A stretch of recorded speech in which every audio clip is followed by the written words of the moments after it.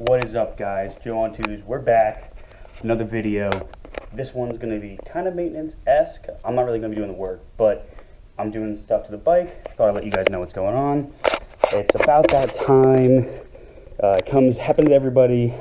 It's a price of maintenance that you need to know about, and that is it's time to change the tires. So for those of you who don't know much about it, it's very similar to a car.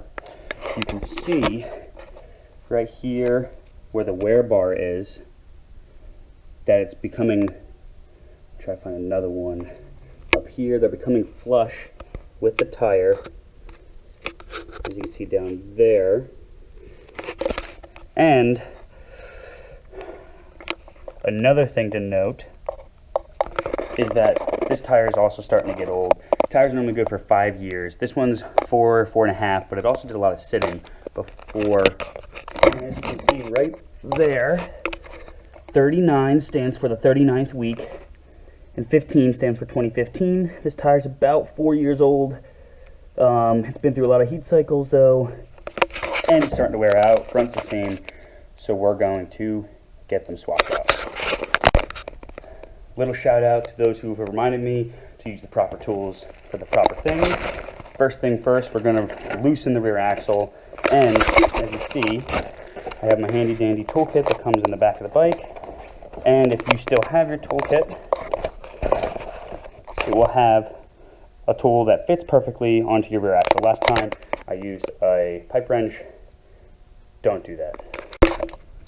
So again, we're just going to loosen the bolt before we put it up on the stands to take the wheel off, because it's a lot easier to loosen the bolt while it's on the ground and a lot safer, I'd say.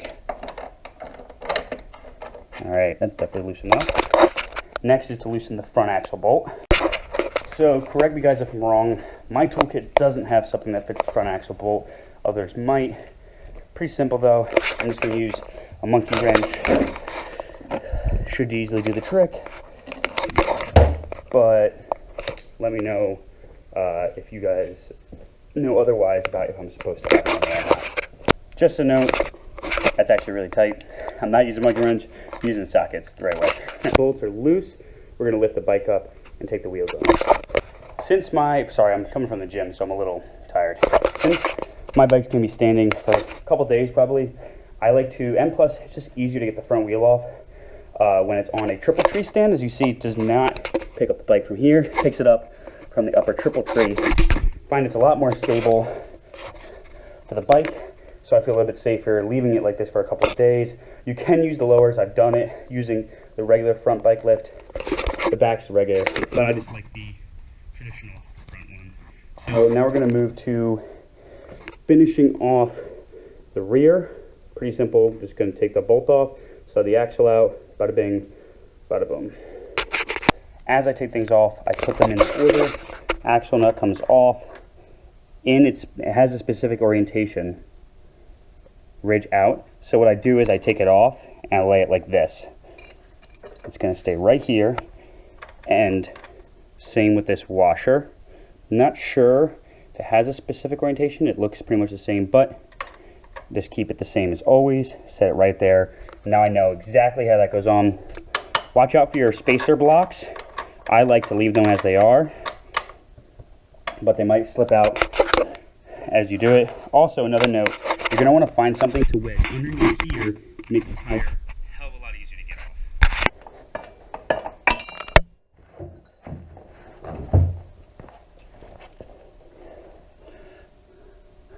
Also note, my axle block fell out. You can see though where the nut was, and also it will not fit in a way it's not meant to be. Then, same with the others, take the axle.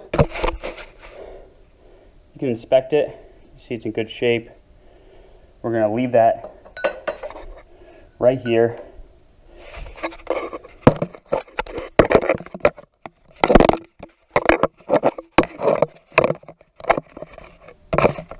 Then, tires on the ground, chain is loose.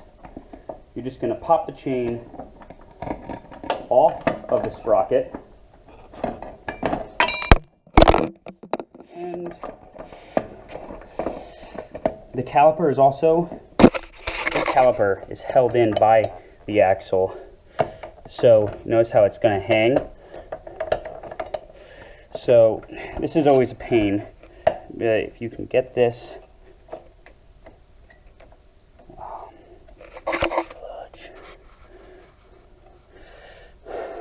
This is the hardest part.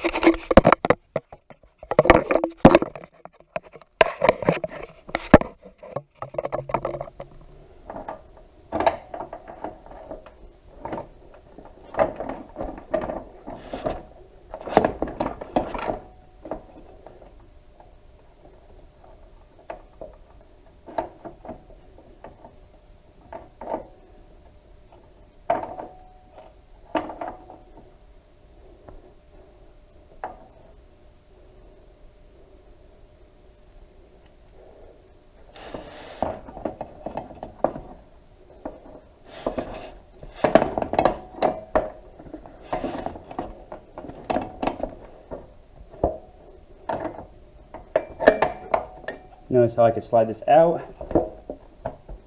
pull the wheel, now prop that axle slider back in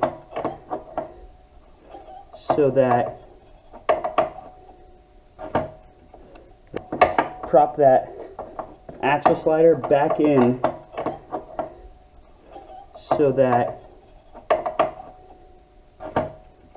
the caliper isn't hanging by the hose. And then, an easy way to keep track of everything, not lose your axle blocks or anything, just throw that axle right back, put the washer, and then put 1 or 2 threads on there. You can no longer lose any of your stuff. Oop. As I'm mentioning, losing stuff. And forget to put my axle block back on. That goes there. Washer goes on. Nut with the ridge going out. And there. Now, we have the rear wheel off. Next step, before we go to the front, take your spacers out. Inspect them. You can wash them if you need. Make sure there's no grooves. There's grease in here, but there's no grooves, which is good. No scoring.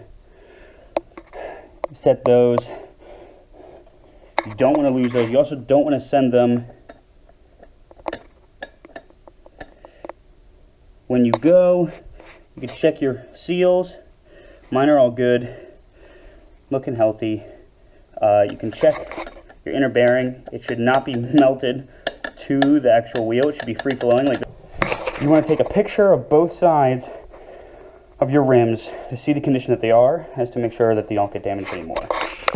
Then we're going to do the same thing with the front. Also a note for these, you will have to remove at least 1 caliper to get the front out. Just another note, guys, after taking the caliper off, thread 1 bolt back in so that your caliper isn't hanging by the hose the entire time the wheel is not on the bike. Remember also, take your spacers out in the orientation that they were in there and inspect. Make sure there's no scoring. And there you have it, guys. First part done. Bike's up on stands, no wheels. Again, make sure you record. Yep, coming. You record any major damages or the lack thereof, so that you then have a history of whether or not something was done to the bike. And there you have it, guys. Step 1. Next time I'll see you guys at Cycle Gear. What's up, guys? Obviously, we're not taking the motorcycle to Cycle Gear because I got the kids, you know, tucked in the back. So we're going there right now to drop the tires off. My tires coming in today. I went with the Dunlop Q3 Pluses. Do a lot of research into what kind of tire you get. I'm going to tell you guys a little bit about my tire once it comes in and we have them on. So I have changed tires before. It's a lot of work, especially if you don't have a V breaker and especially if the tires aren't that big. Cycle Gear does a pretty good deal. How much they charge you to put the tires on. So I decided to just bite the bullet this time and save myself the hardship of putting tires on. Alright guys, we're here. We're going to drop them off at Cycle Gear. And hopefully we'll be back in a couple days to pick the tires up. They change it for you, change out the valve stems, and we'll be ready to go to scrub in the tires. But we'll put them back on, scrub them in, and be ready to ride. What is up guys? So we've picked the tires up from Cycle Gear. Came out great. I let them know what PSI I wanted them to set the tires to. They did that for me. They were great. Look amazing. I went with the Dunlop Q3 Plus. They are fresh on. As you can see, they have not even been ridden on. So the next step is with tires is to break them in. There's two main things that you need to think about with that. The first is you need to scrub the tire in, basically meaning you need to, across the glaze of the tire, you need to get that scuffed up. Sandpaper does not do this. I know people say this.